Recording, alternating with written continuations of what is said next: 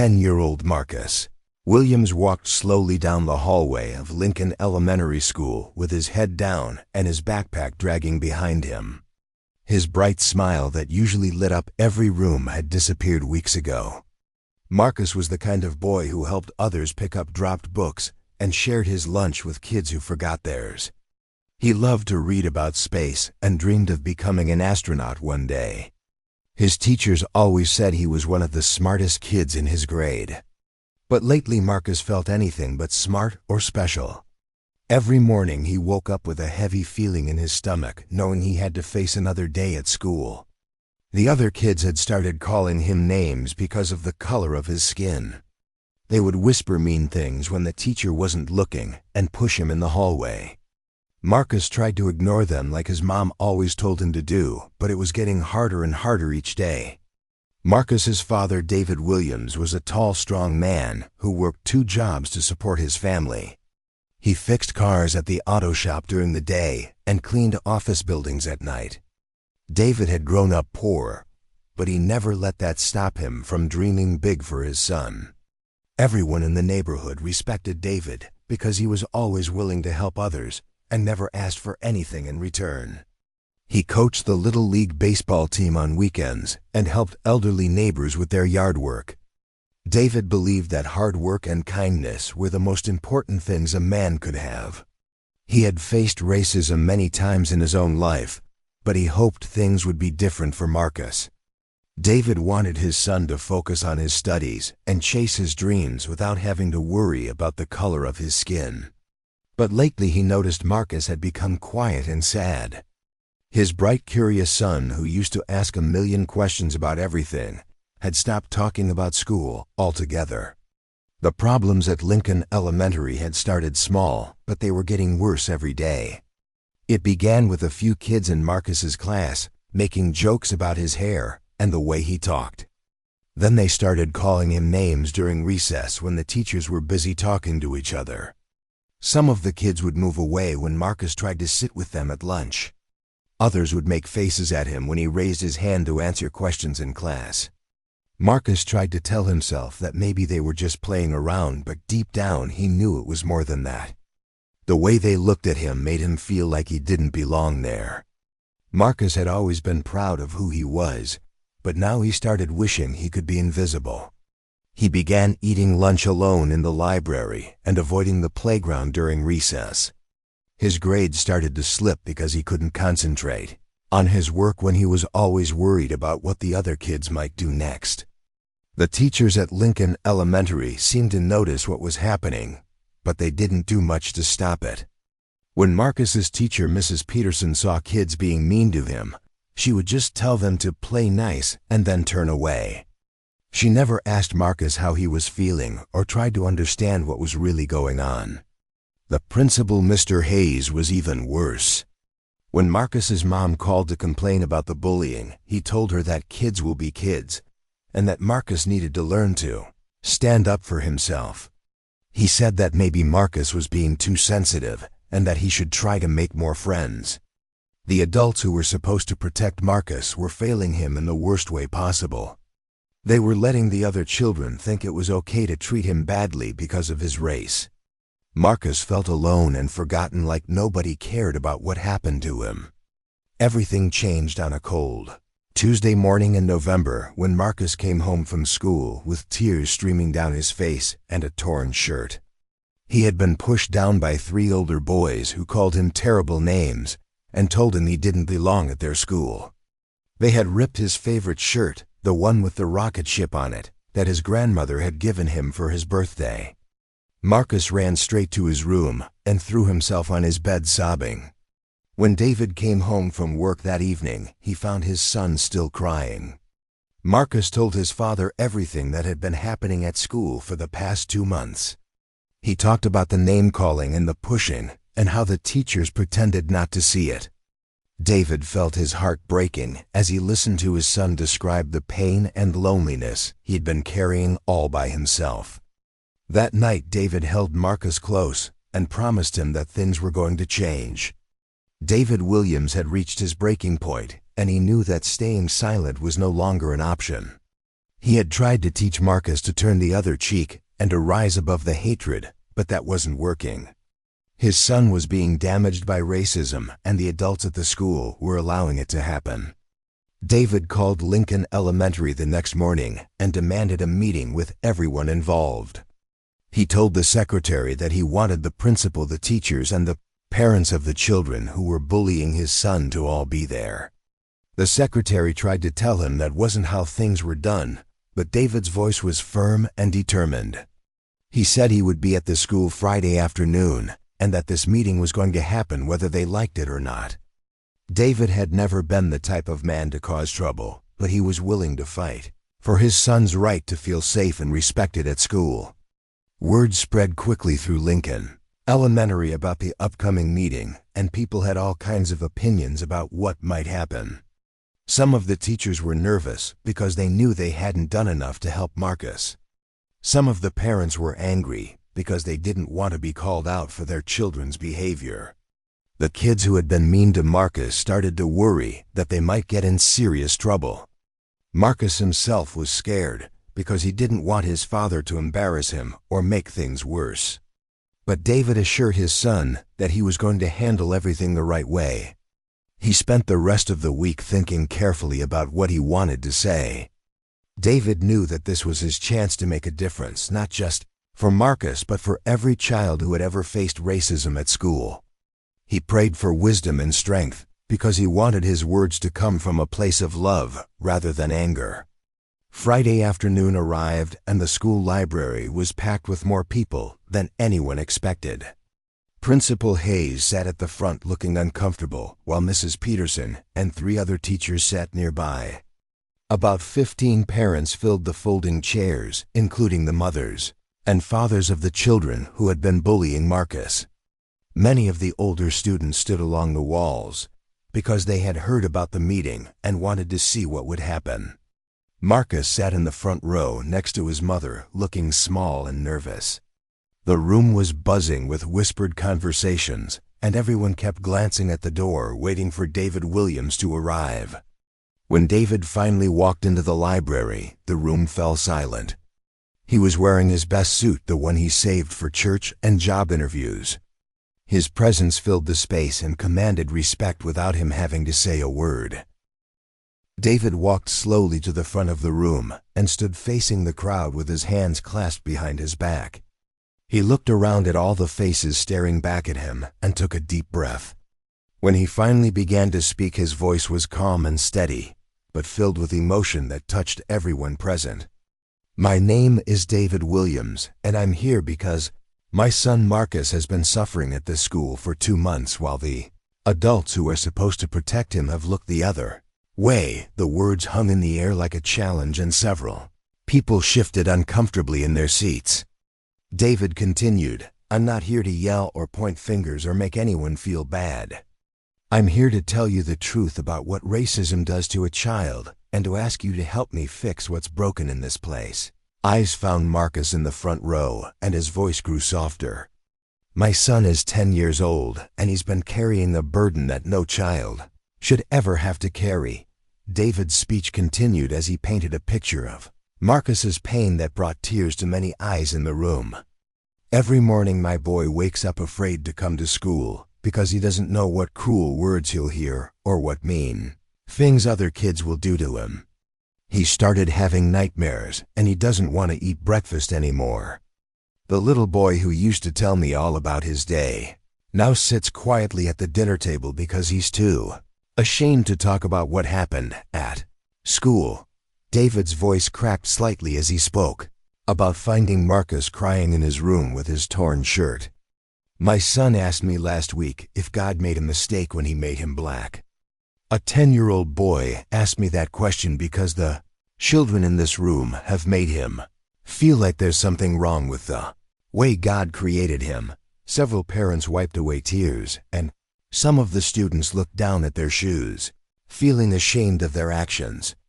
The most powerful moment came when David addressed the children directly with words that would stay with them forever.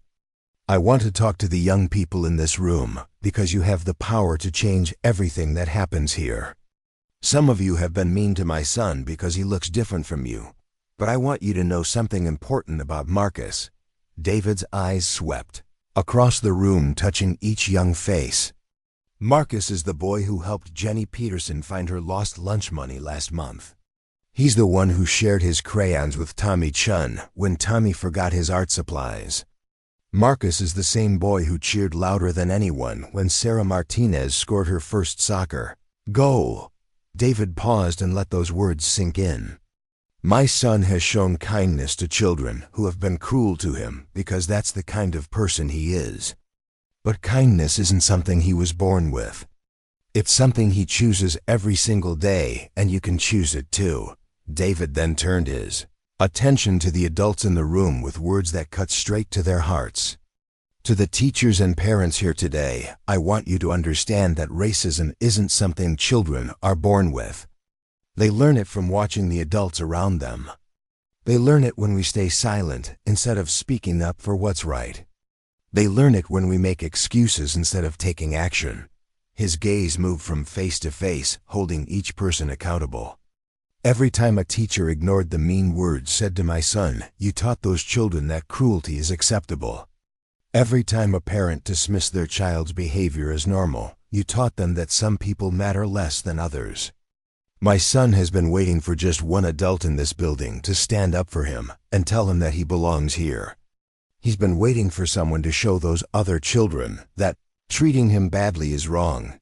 David's words were like a mirror showing everyone exactly how they had failed Marcus.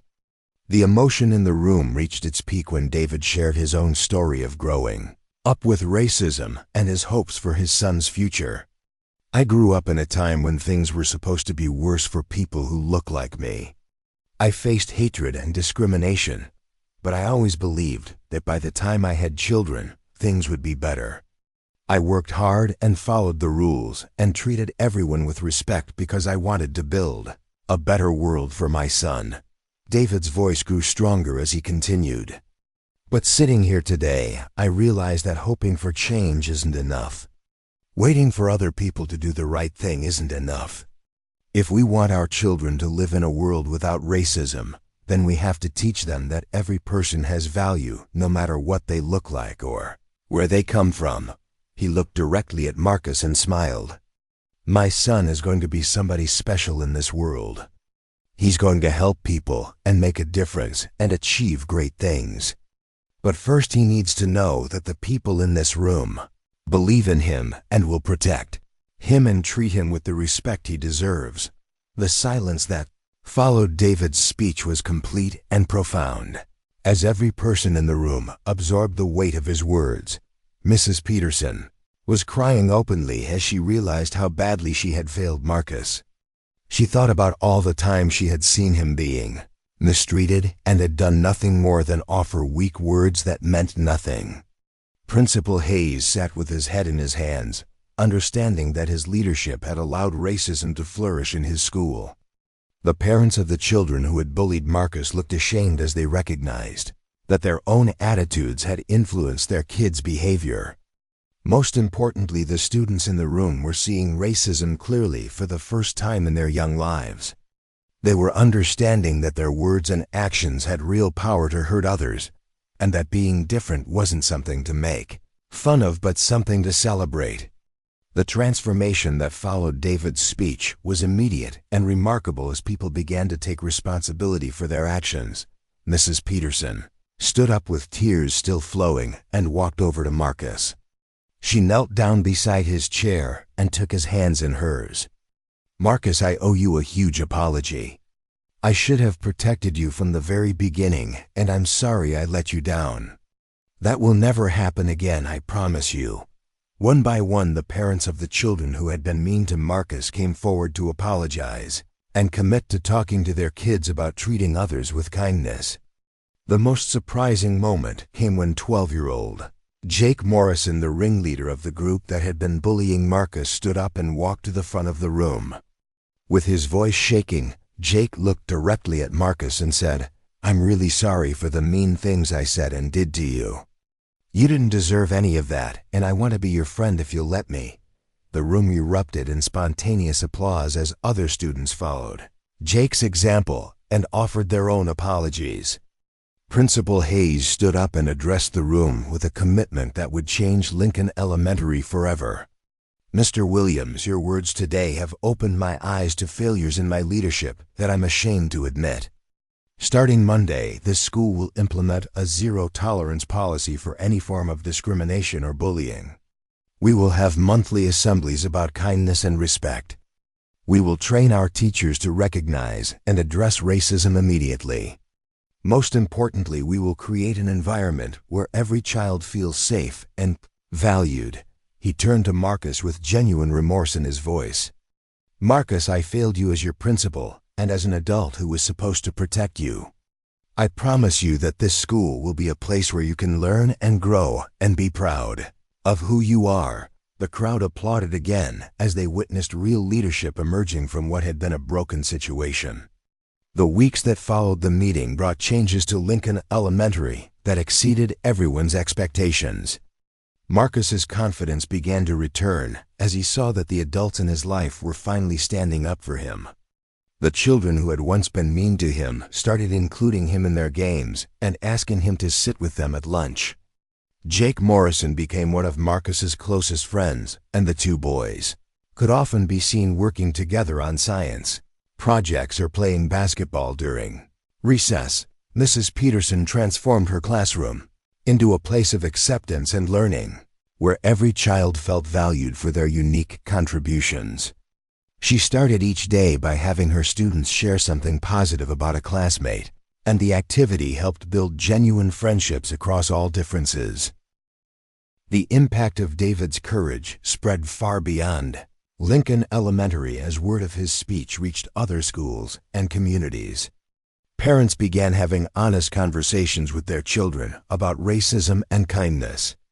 Teachers started paying closer attention to how all their students were being treated.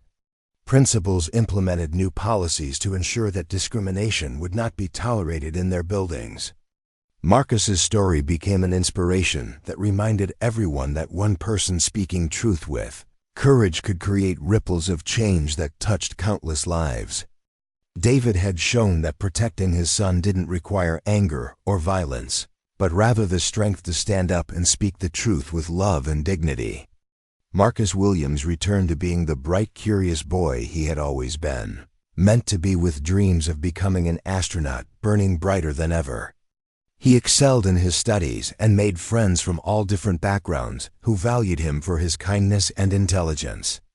On career day, Marcus stood proudly in front of his class wearing a NASA shirt and talking about his plans to explore space someday. After his presentation, Jake Morrison raised his hand and said, "When you become an astronaut, Marcus, I want to be the first person to congratulate you because you're going to be amazing at whatever you do." The classroom erupted in cheers, and Marcus beamed with pride knowing that he was surrounded by people who believed in him. The most beautiful twist in this story came 6 months later when Marcus was chosen to represent Lincoln Elementary in the district science fair. His project about rocket propulsion systems won first place and earned him a scholarship to space camp. As Marcus stood on the stage holding his trophy, he looked out at the audience and saw his father David sitting in the front row with tears of pride streaming down his face. Next to David sat Mrs. Peterson, Jake Morrison, and dozens of other people whose lives had been changed by that powerful meeting in the school library. Marcus realized that his father's courage hadn't just protected him from racism, it had taught an entire community how to choose love over hate and kindness over cruelty. David Williams had proven that racism cannot survive when truth is spoken with courage and love. His willingness to stand up for his son had created a ripple effect that touched every person at Lincoln Elementary and beyond. The boy who had once felt invisible and unwanted was now surrounded by friends who celebrated his differences and cheered for his success. Most importantly, Marcus had learned that he was worthy of respect and love exactly as God had made him. The dreams of becoming an astronaut that had once seemed impossible now felt within reach because Marcus knew that a community of people believed in him and would support him every step of the way. David's simple but powerful message had silenced a room full of people and awakened their hearts to the truth that every child deserves to feel safe, valued, and loved regardless of the color of their skin. 1 year after that life-changing meeting in the school library, Lincoln Elementary had become a model school for inclusion and kindness that other districts came to study. Marcus had grown taller and more confident with each passing month, and his infectious smile had returned brighter than ever.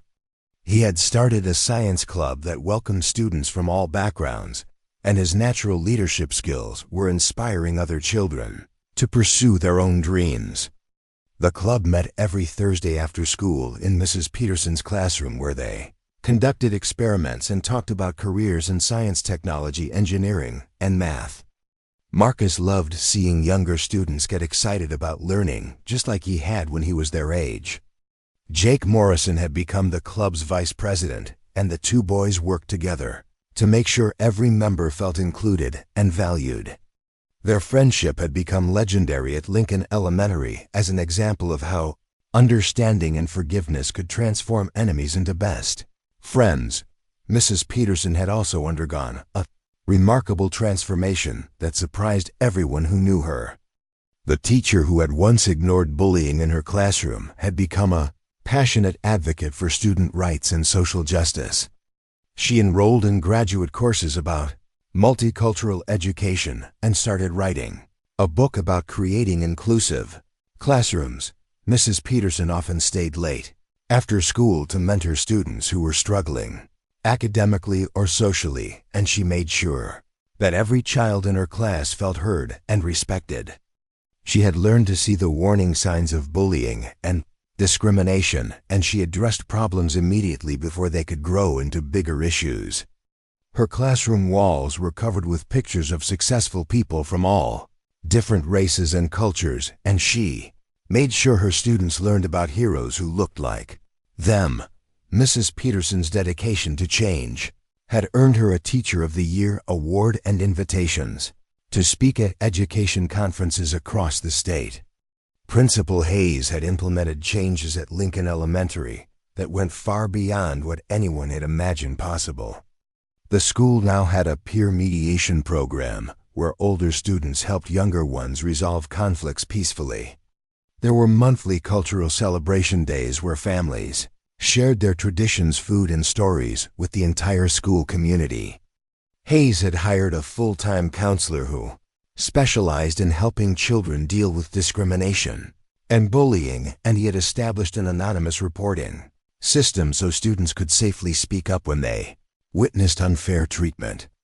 The principal had also created a parent advisory committee that included David Williams as the chairman, ensuring that families from all backgrounds had a voice in school decisions. Under Hayes' new leadership, Lincoln Elementary had seen dramatic improvements in test scores, student satisfaction, and teacher retention as the positive school culture attracted dedicated educators who wanted to be part of something special. The story of David Williams and his powerful speech had spread throughout their city and beyond, inspiring other parents to stand up for their children. A local television station interviewed David about his experience, and the story went viral on social media, reaching millions of people around the world. Parents from other schools reached out to David asking for advice about how to address racism and discrimination in their own communities. David began speaking at parent meetings and school board sessions, sharing his message that silence in the face of injustice is just another form of participation. He always emphasized that change requires courage from adults who are willing to have difficult conversations and take uncomfortable stands for what is right. David's words had given voice to countless parents who had been afraid to speak up for their children, and his example showed them that one person really could make a difference.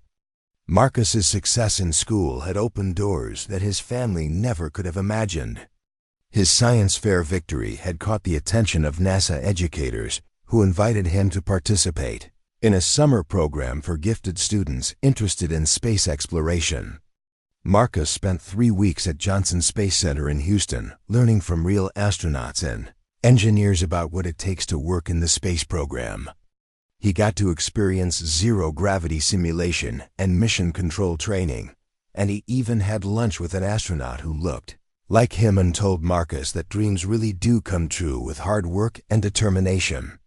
When Marcus returned home from space camp, he was more excited than ever about his future, and he started a blog about his experiences that inspired other young people to pursue careers in science and technology. His story proved that when children are given support and encouragement, there's no limit to what they can achieve. The transformation at Lincoln Elementary had also created unexpected friendships between parents who had once been on opposite sides of the conflict. Jake Morrison's mother, Sarah, had initially been defensive about her son's behavior, but David's speech had opened her eyes to the impact of her own attitudes on her child. She reached out to David and his wife to apologize and ask for guidance about how to teach her son to be more accepting of others. The two families began having regular dinners together, and Sarah became one of David's strongest supporters in the fight against racism in their community. She used her position as president of the Parent-Teacher Association to advocate for diversity, training, and cultural sensitivity programs. Sarah often told people that David Williams had not only saved his own son, but had saved her son as well by showing Jake the difference between right and wrong when it came to treating others with respect. The impact of David's courage had reached beyond Lincoln Elementary to influence policy changes at the district and state level. The school board had adopted new anti-bullying policies based on the programs that were working so well at Lincoln Elementary, and they required all teachers and administrators to complete annual training about recognizing and addressing discrimination. State legislators invited David to testify at hearings about education reform, and his testimony helped pass laws that strengthened protections for students who faced harassment based on race, religion, or other characteristics. David's voice had become a powerful force for change in the political arena as lawmakers recognized that his message resonated with voters who wanted schools to be safe places for all children. He never sought the spotlight, but he accepted every opportunity to share his story because he knew that each person who heard it might be inspired to take action in their own community. Marcus had also found his own voice as an advocate for kindness and inclusion among his peers. He started giving presentations to younger classes about the importance of treating everyone with respect regardless of their differences. Marcus would tell the children about his own experiences with bullying and explain how much better school became when students chose to be kind instead of cruel. His presentations always ended with the students making pledges to stand up for classmates who were being mistreated, and to include children who seemed lonely or left out. Teachers reported that Marcus's visits led to noticeable improvements in student behavior and a significant reduction in bullying incidents. Marcus had discovered that sharing his story could help other children avoid the pain he had experienced, and that knowledge gave him a sense of purpose that went far beyond his own academic success. The science club that Marcus had founded at Lincoln Elementary had grown into a district-wide program that served hundreds of students across multiple schools. Marcus and Jake traveled to other schools to help launch new chapters and train student leaders about how to create inclusive environments where everyone could learn and grow together. The program had attracted corporate sponsors who provided funding for equipment field trips and scholarships for students who wanted to pursue STEM careers. Marcus's club had also partnered with local colleges and universities to provide mentorship opportunities and early admission programs for high-achieving students. What had started as a simple after-school activity had become a pipeline for developing the next generation of diverse scientists, engineers, and innovators. Marcus took pride in knowing that his initiative was opening doors for other children who might otherwise never have considered careers in science and technology. As Marcus entered middle school, he carried with him the confidence and wisdom that came from overcoming adversity, with the support of people who believed in him. He had learned that standing up to injustice required courage, but that the results were worth the risk. Marcus continued to excel academically while also developing into a natural leader who used his influence to help others. He joined the student government and started an anti-bullying campaign that helped create a more welcoming environment for all students. Marcus's teachers often commented that he had an unusual maturity and empathy for someone his age, and they attributed those qualities to the challenges he had faced and overcome. His experiences with racism had not made him bitter or angry, but had instead taught him the importance of treating others with the kindness and respect he had longed for during his darkest days at Lincoln Elementary.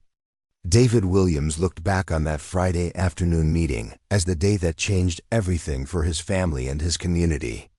He had walked into that library feeling angry and frustrated, but he had chosen to speak from his heart rather than his hurt. The decision to focus on love and truth instead of blame and accusation had opened minds and hearts in ways that anger never could have accomplished. David often received letters and emails from parents around the world who had been inspired by his story to take action in their own communities. He kept every message because they reminded him that one person's courage really could create ripples of change that reached far beyond what they could ever imagine. David's legacy was not just the transformation of one school or the protection of one child, but the inspiration he had provided to countless other parents who found the strength to stand up for their children because they had seen what was possible when someone refused to stay silent in the face of injustice.